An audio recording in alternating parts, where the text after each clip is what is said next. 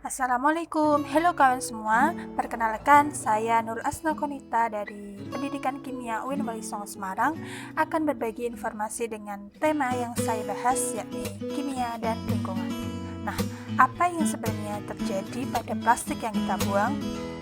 Nah, ini adalah sebuah cerita tentang 3 botol plastik yang sudah kosong dan dibuang. Perjalanan botol tersebut akan terpisah, di mana mereka akan berakhir menentukan nasib bumi kita. Nah, ada banyak jalan untuk menentukan nasib dari bumi kita. Sebelum itu, kita harus tahu asal dari plastik itu sendiri.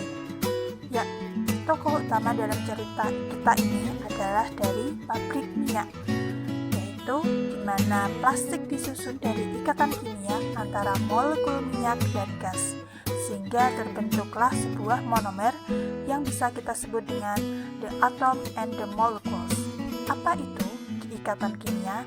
Nah, ikatan kimia adalah gaya tarik-menarik antara atom-atom tersebut sehingga tetap berada bersama-sama dan terkombinasi dalam senyawa.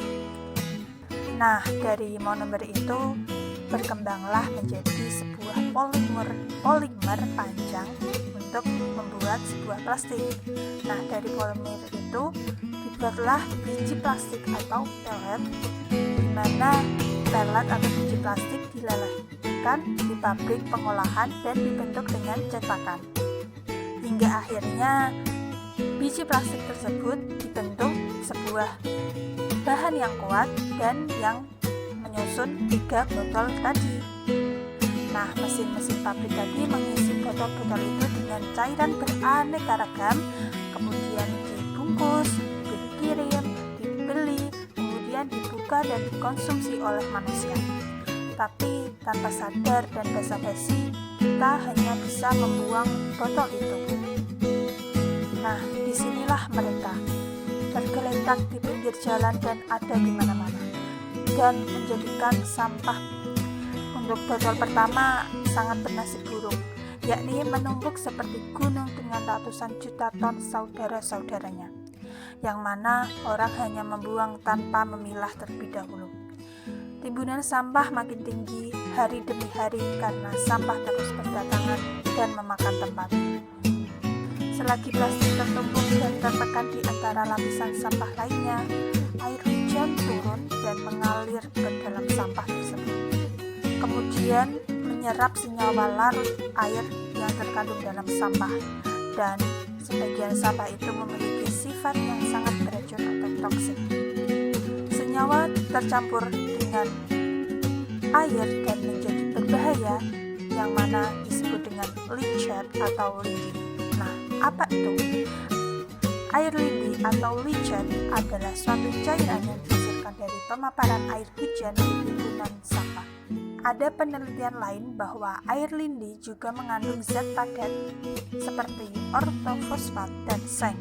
Nah, unsur ini mudah bereaksi di dalam air dan menyebabkan utama pencemaran sumber air dalam tanah.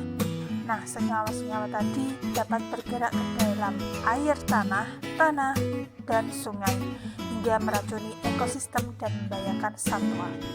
Jika kita ketahui, botol pertama itu perlu 1000 tahun untuk terurai. Nah, pada botol kedua, dia itu mengapung ke sungai hingga ke laut.